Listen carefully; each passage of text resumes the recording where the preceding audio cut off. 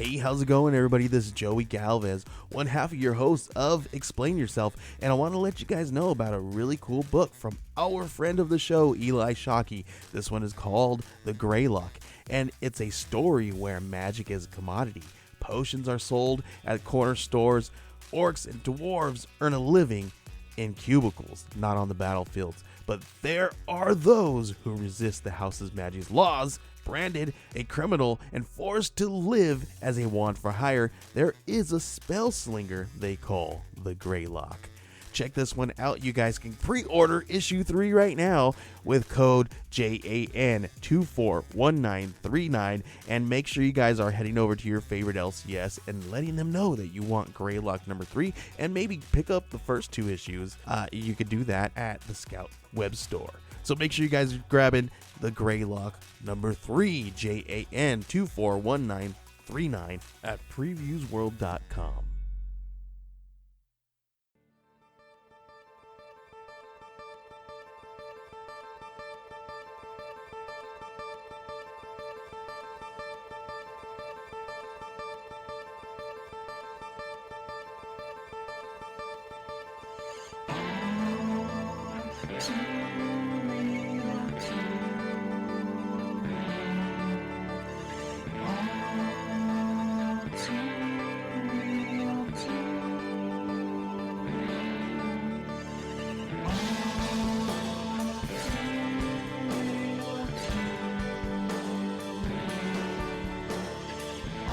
Okay, everybody, welcome to the latest episode of All Too Real 2.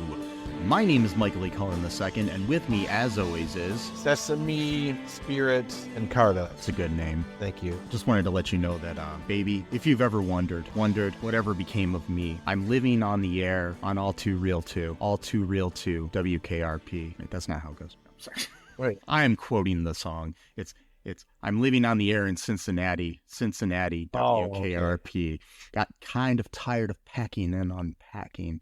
I used to sing the song all the time. I used to watch the reruns of WKRP in Cincinnati to go to sleep to as a little child. Nice. On Nick at Night or something. Yes. So today, folks, 'tis the season to be merry, but I'm going to stay Mike. And I don't change my name like Sesame does. No. And we are going to start out with our slot of Christmas-themed episodes. This is what I'm going to call a Frosty favorite, because we usually have Frosty failures, and this one isn't bad. So it's a episode of the television series WKRP in Cincinnati, which, if you are not aware of, was an American sitcom that ran from 1978 until 1982 on CBS. Never had great ratings, but it had good reviews. It was a really good television series. I kind of feel like it was like a precursor in certain ways to news radio, which also didn't have good ratings. It was a good series that was a precursor to a lot of shows that came after that, I think. So yeah, most famous episode is one we're not covering today, but we might cover it in the future, is their Thanksgiving episode from season 1. Today we are covering, and the basic premise of the show, by the way, too, I should probably get that out of the way. It's about a radio station, a fictional radio station in Cincinnati called WKRP, hence the name WKRP in Cincinnati. That was a very clever name for it. Anyways, it's about a group of people running a radio station, basically running this rock radio station. The format changed. They brought in a new station manager played by Gary Sandy named Andy Travis in the first season or something. And then, basically you've got a group of, crazy people. You got Howard Hessman as Dr. Johnny Fever, who's like a drugged out rock and roll DJ. You got Gordon Jump as Arthur Carlson, who's the station manager / owner. His mom really owns the station. Got Lonnie Anderson as Jennifer Marlowe, who is the secretary at the place, receptionist, whatever you want to call it. You got Tim Reed, the fabulous Tim Reed, as Venus Flytrap, who's another one of the DJs there, the resident African-American character. And they really play up the fact that he's an African-American on the show. Yeah. They always do. Jan Smithers as Bailey Quarters, who is it's like a person that works in the news department at the station, along with Rich Sanders as Les Nessman, who's like an uptight kind of news guy. And then you've got Frank Bonner as Herb Tarlick, who is the salesman for the station. He like sells advertising, and he's kind of a sleazeball. So yeah, that's your main cast of the show. The show did come back later on in 1991 to 93 in syndication as the new WKRP in Cincinnati, with some of the people returning. We may cover some of those episodes in the future because I think that'd be interesting to cover. Some people came back, a lot of the people didn't, but you did have a few of the original cast members, and it was still about the station. So yeah, the episode that we are covering is called Jennifer's Home for Christmas. It aired as the 11th episode of the second season on December 17th of 1979, directed by Rob Daniel and written by Hugh Wilson, Dan Gunselman, and Steve Marshall. Okay, so initial thoughts here of this episode. It's pretty funny. Yeah. I liked it. That's all I got. Me too. I liked it. I mean, I liked it, you know? Very of its time, but it was actually kind of ahead of its time in certain ways, I think, too. So yeah, the humor of it was kind of, slightly progressive humor in a lot of ways, too. So, which is good. Anyways, what happens in this episode here, Sesame? Jennifer wants to have a Christmas party at the office, and everyone else is just looking for a way to get home. They're not really looking forward to Christmas. It's kind of like an obligation for them.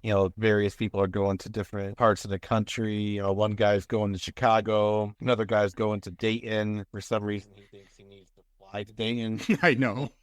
Not sure why. And he planned his trip in advance from July so that he could fly to Dayton from Cincinnati. I don't know, whatever. I don't even know if you can do that. That's what I was. Yeah, I'm not even sure if that's even a thing you could do. But it's like a 53-minute drive.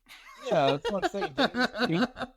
So a plane ride would be like 15 minutes. Yeah, it's been more going to the airport. I know, getting ready to fly than just driving. Mm-hmm. the whole place. And I'm sure there was buses back then that would go from Dayton to Cincinnati. You would think, but Greyhound or something, Hell no, you would think, but who knows? This guy was very thorough, and yeah, Jennifer's the only one that's really looking forward to Christmas. Who's in the Christmas spirit, and so she was hoping that they would have like a long Christmas party, but everybody was just trying to force the Christmas party to end really fast, like trying to get people to eat all the cookies real fast. And she got everyone gifts, and they were supposed to have a policy where there were going to be no gifts, so then everyone felt obligated to go pick up a random gift for people, so they were just like buying stupid shit that nobody really wants. It reminds me the other day at my work. I work at a place where I clean offices, and at our meeting at my manager said, so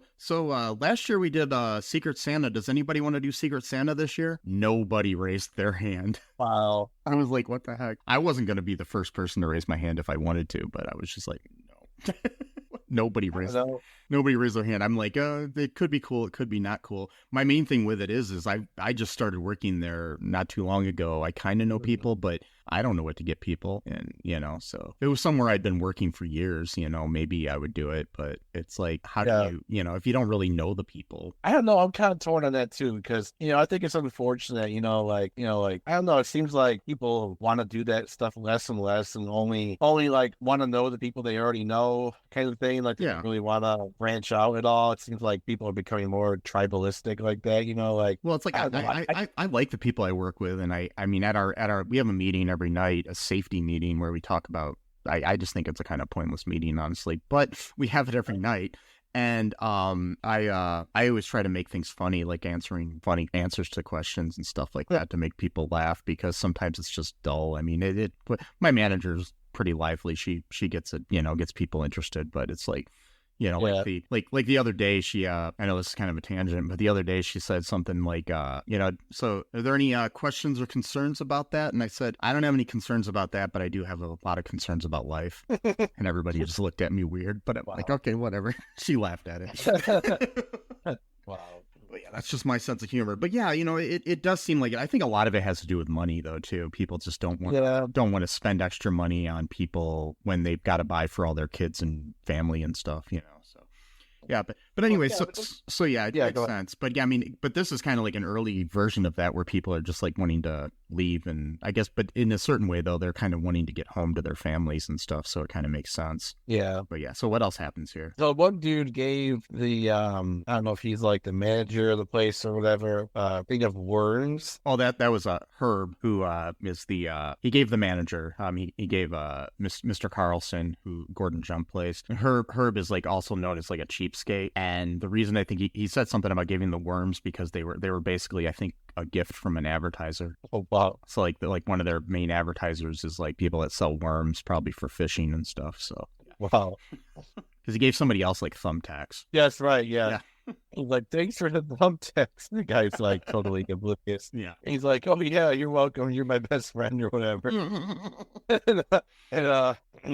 And yeah, they're just trying to get out of it, and Jennifer gets offended because everyone wants to leave, and so they get the idea that maybe she was going to be alone for Christmas, and that's why she wanted everyone to stay along at parties. So then Venus ends up calling up Johnny. Yeah, calling up Johnny and telling him what's up or whatever. So then everybody shows up to her house and just brings a Christmas tree, basically. Yeah. And so she's got like for some reason she kept getting television sets. I don't know who was giving her TV sets.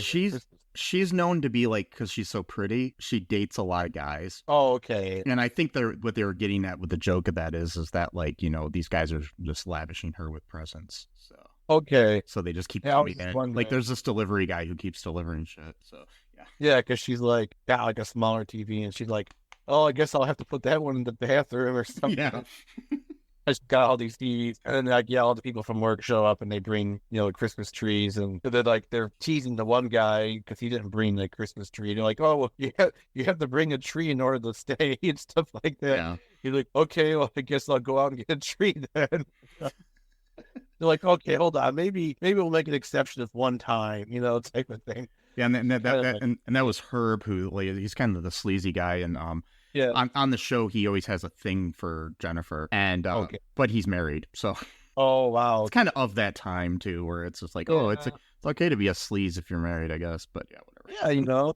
Yeah, Yeah, it's like 1970s. I can't remember if him and Jennifer ended up ever having a thing, or if it was just a one-sided type thing. So yeah, and then what else happens? Well, Admiral, a guy, a random guy comes, and I don't know if he's the admiral or what, but all he does is speak in French. Yeah, and he's I'm assuming like one of her boyfriends or something. And George Gaines plays that character. His name's Henri. He's George Gaines, you would know from the Police Academy movies and from Punky Brewster, among other things. So yeah. Yeah, he played George Watermountain on Punky Brewster, and he was the Commandant Lassard in Police Academy movies. So yeah, which is interesting. But he was also, I was reading on the trivia, married to the woman who played, I believe, Mrs. Carlson, Mr. Carlson's mom. So in real life. So okay, Anyways, yeah. But yeah, he comes in and he's speaking all French to her, and she's just like looking at him and everything like that. And then, he leaves and they're like, do you, didn't know you speak French? And she's like, I don't. So she has to listen to this guy go on for like 2 straight minutes. Yeah. I wonder what he was saying, because it would be interesting to have it translated. Yeah, I think I recognize one of the words, but I don't remember what it was now. And I don't know if he's the admiral or somebody else is, but she ends up she's being flown to Bethlehem for Christmas, and she's taken by some guy named the admiral or something, and his personal, who has a private jet. Yeah, apparently fly all the way from Cincinnati to Bethlehem on a private jet. Yeah. How long would that take? That's like a 20-hour flight probably or something. I mean, I don't know. But you gotta look it up. I'm going to look it up. You're going to look it up. Okay. Yeah. I'll talk while you're looking. Yeah, go ahead. Okay. Yeah. Keep our guests entertained. Interestingly enough, there are no Christmas celebrations in Bethlehem right now, for reasons I don't want to get into. But, so good that she got to go to Bethlehem in 1979, though. So with the admiral, whoever this admiral is. Yeah, it takes 1 day and 11 hours with connecting flights, I guess, to get there. Okay. So like the shortest one I can see right now is like a 23-hour flight. 23 hours and 51 minutes. So you're looking that's just off the top 4 flights that they have listed here. I'm not going to look anymore. But yeah, that's. But man, can you just imagine though, like how insane travel has gotten, where you could literally go to Bethlehem from Cincinnati, Ohio, in a day. Like you know what I mean? Yeah, like, that would take months in the past. The thing I'm trying to figure out is like, are they actually letting people fly into there right now with what's going on in that region? Oh, I don't know. I'm just saying that because they've got flights listed. It's weird. It's like it's like a $1,170 to fly there. I guess. I mean, yeah, I'm just like, yeah, I don't know. But she got to go in 1979. That's nice. The Palestinian Christians can't celebrate Christmas this year though. But yeah. Anyway, not gonna get into that. Yeah. Nope, not allowed to. Sorry. Yes. So anyway, she's also taking some kids from an orphanage there to Bethlehem to celebrate Christmas too. That's right. Yeah. Which is weird. Again, why would you do a day travel to celebrate Christmas? I don't know. It just seems like it's a lot of traveling for kids, and yeah, I know. Gonna get ornery and fidgety. And I mean, I know it's a good intention, but my thing is, it's like, is that really what kids in an orphanage want to do? Is fly all the way to Israel for Yeah, to go to Bethlehem. I mean, I guess they're super religious, I guess. Yeah. Like, most kids just like Christmas because of Santa Claus and the presents and stuff, and Jesus is like a fun little afterthought. You could take them to the you take them on a shopping spree to like a mall in Cincinnati or something. Yeah, I mean? they're happy. You take them to church, Christmas Eve. You're like, oh, okay, it's fun, whatever. In 1 hour. I mean, you could take them to Bethlehem, Pennsylvania, and they'd probably be just as happy. Well, that would, yeah. Although, according to our last year when we reviewed Saving Christmas, or Kirk Cameron, Saving Christmas, apparently every little thing about Christmas has a hidden connection to ancient Christianity, even going to the candy canes and stuff like. Oh, so that way, you're justified in celebrating Christmas because apparently you wouldn't be allowed to unless every little thing about our Christmas can be somehow linked to original Christianity, going down to Santa Claus being Saint Nicholas, who committed a hate crime against one of his religious opponents, and that was celebrated in the movie as a good thing. Yeah, be sure to listen to that episode if you haven't yet. You'll get more detail. It's interesting. You get more details on them. I don't recommend watching the movie though. Well, yeah, although maybe because the movie's really bad, so you might be more entertaining to listen to us talk about it. I mean, there are some of the best dance sequences since Saturday Night Fever that I've ever seen. Without a doubt. I mean, come on. Step Up has nothing on these dances. No, it doesn't. It's pale comparison, but just as pale as the most of the cast of that movie was, and except for your token black guy. But yeah, of course. Yeah. Actually, no, they had two. Oh, did they? Oh, I forgot. Yeah. They had two this time. So yeah, they met their quota, doubled it, and they had more than this episode of WKRP. Well, true. This is 1979, and that was the other thing too that reminded me, because like you said, that they kind of always bring it up like that. He's like the one black guy there. Yeah. So he was the last person in the office because he was also working late. Well, he dressed up as Santa too. Yeah. Yeah, and he was singing "I'm Dreaming of a White Christmas," but he couldn't say the word white. Yeah. He couldn't force himself to say it. Yeah. So he just skips over to the next line. Yeah, he's kind of like it's kind of like I don't know if they say he is or anything, but they kind of like portray him as like a Black Panther sort of guy, sort of. Oh, okay. Yes. Yeah. I just thought that was kind of funny. Yeah. But it's interesting too. I recommend looking into the history of Tim Reed, the actor who played him. He's had a very illustrious career. He's, people might know him from Sister Sister. He played the dad on there. Okay. Yeah, he's been in a lot of things, but he started out as a stand-up comic in a comedy duo with a white guy. I listened to, there was a really good interview with him on Mark Maron's podcast WTF from a couple years ago that I would recommend. He just seems like a really cool, down-to-earth guy. But yeah, he was in a comedy duo with Tom Dreesen. Carson, who is another famous stand-up comic, but, you know, like in the history of comedy, they were like the first like mixed-raced comedy duo that like broke onto the stand-up comedy scene. So yeah. Oh wow. Yeah, it was like Tim and Tom.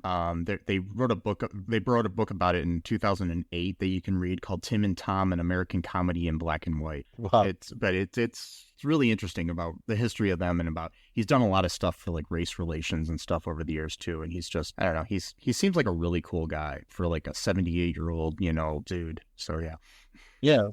Anyways, that's just a little aside. Yeah. Anything else to say about this episode? Oh yeah, because we end up finding out. Oh yeah, at the end of the episode, Herb gets a kiss from Jennifer because he he had mistletoe with him, and yeah, she breaks down and gives him a kiss at the end. And yeah. knowing that he's married. Yeah. Okay. Mm-hmm. Interesting. All right. Yeah.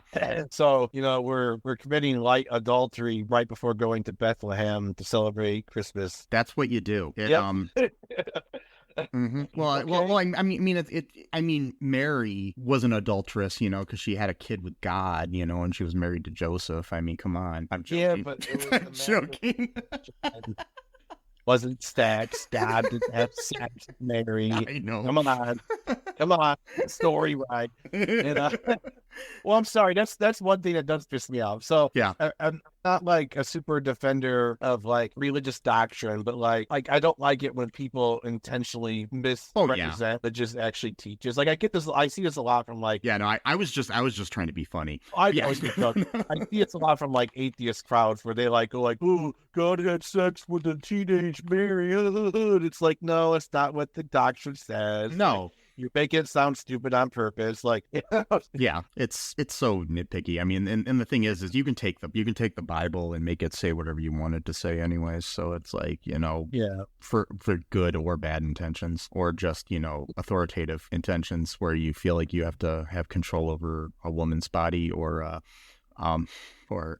gay people. But yeah. or over, you know, a territory of land, you know, stuff like that. You know. Mm-hmm. So anyway, so Yeah. Gonna get in trouble here. Sorry. I don't care. Anyways, come at me, folks. Come at me. I'm sorry for speaking up for the rights of human beings. No, can't do it. No. The fact that I think gay and trans people should have rights and women should have bodily autonomy, and Bad boy. Yeah, I'm sorry. Yeah. So yeah. Anyways, 'tis the season to be merry. Yeah. Or whatever you want to call yourself, because I'm fine with being trans or anything. I'm sorry. That was bad. So Trans Mary. yeah. Wow. So, yeah. So, any other thoughts here on this episode? No, it was pretty straightforward. There wasn't a whole lot to it, you know? Yeah, I mean, it's your typical Christmas episode of a sitcom in the 70s, you know? So. Yeah. But yeah, I mean, I really liked it. I like the show in general. I wish it was streaming somewhere. We can't find it streaming anywhere. Yeah. So Sucks. we found this on YouTube, this episode. So, but yeah, if you do know where it's streaming anywhere, anybody, let us know, and send me a message at mike@cullenpark.com and let us know where we can find it so we can watch more episodes of the show. There has been, I know, a history of the show not being available for streaming and DVD due to music rights issues, because when it aired, they did play a lot of current, rock hits and stuff in the show. So it kind of hurt things because, it's a rock radio station. So you would, be playing like Led Zeppelin or whatever. And then, now, 50 years later, it's kind of hard to get the rights to that song or something, so. Yeah, see, that was before they anticipated stuff like, royalties based on whether a song, that's aired on TV. Yeah, I mean, they would pay them then, like it would have, you'd have the rights to play it like when it aired, and I think maybe a few times in reruns, but after that, you kind of had to renegotiate things, and a lot of people don't want to do that, and nobody ever anticipated DVDs or streaming, so. Yeah, I mean, that's why you got issues with like Wonder Years and other TV shows as well. And you've got like most of the music replaced on Dawson's Creek on DVD and a lot on streaming too. It feels like a different show watching Dawson's Creek with the song that they put over the original song. Oh, you mean the theme song? Yeah, it does. Like... They've now updated it on a lot of streaming platforms. Paula Cole re-recorded the song because the problem with it is she didn't own it's much like with Taylor Swift has issues where she doesn't own the masters to the original recording. Oh, okay. So Paula Cole still owned the song, she just didn't own the recording of the song. Okay. So she re-recorded it almost exactly just so they could put it back on the Dawson's Creek things. Okay. Like 20 or 30 years after she originally recorded. Well, yeah. So yeah, it's so like I think now like when you watch it streaming on Max or wherever it's streaming, you can hear the song again, but it's a re-recording of it. But the songs within the episodes, though, like a lot of the songs, because they had a lot of hit songs of the day on that show too, have been replaced with like sound-alike songs or songs that are similar in style. There used to be a website. I would watch the new versions of it, and there was a website that would tell you what the original song was and what it was replaced with. So yeah. See, that kind of takes away a little bit, though, from the show, though, because, the song they picked, that's what that was meant to be playing, Yeah, so... but they did do, I think, a good job on certain shows, like especially Dawson's Creek with the replacements, because they had the original music supervisor come back and pick songs that they felt fit very well, a lot of them from similar artists or newer artists, and they tried to keep what they could. So it's not as bad as some shows where they just completely replace it with like generic elevator music or something, Yeah. So, these are at least pop songs that replace pop songs, So, yeah, exactly. Because the song they replaced with the Dawson's Creek, that was pretty good too. Yeah, it was decent. That was actually the European theme song. For some odd reason, when it originally aired, they didn't have the Paula Cole song in in Europe. So yeah. Anyways, that's a little aside here on Dawson's Creek that has nothing to do with WKRP, but if you want us to cover like maybe an episode of Dawson's Creek in the future, I'd be more than happy because it's one of my favorite shows of all time. So, I haven't watched that in I think in 3 years during COVID, I kind of binged it too, and I would binge it every few years. I have all the seasons on DVD, so even if it's not streaming anywhere, I can always watch it. So. Yeah. Good physical media, so they can't take it from you. Yes, exactly. Anyways, folks, hope you're enjoying this festive holiday season, despite all the shit going on in the world. But if you're feeling generous this season, we do have links to some charities that you can help donate to that'll help out people that are suffering in the world at the moment in different capacities, so we've been putting up charities on there for a while, and I hope people notice that I've been doing it ever since COVID. So just different things that'll help people, because we can always use help. Also, if you want to help support us, which is I think a lesser thing to help, but it does help us out to continue to still produce this show, we do have a TeePublic where you can get some merchandise, nice Christmas gifts for people, even if they come late, you can get some nice gifts for yourself even, thinking, hey, I need a new sweatshirt or t-shirt or mug or whatever, with our logo on it. And then everybody will ask you, what's that? And you'll be like, it's my favorite podcast, because it is, right? And be sure to, check out those. And we also have a Patreon. You can help support the show that way. Also, just check us out on all the social media and everywhere you can find the show, and share it with your friends. Give us a 5-star review on Apple Podcast or wherever you can review the show. But besides that, folks, just remember to be merry and bright. Make sure you legally change your names to Merry and Bright. Mm-hmm. Yes. And I'll go do that right after the show. And remember that I love you, Sesame loves you, and until next time, bye-bye. Thanks for listening to All Too Real 2 podcast, a Cullen Park production. Produced and edited by Michael E. Cullen II. Music by Matthew Hawes. Subscribe and share the show. Visit us at cullenpark.com.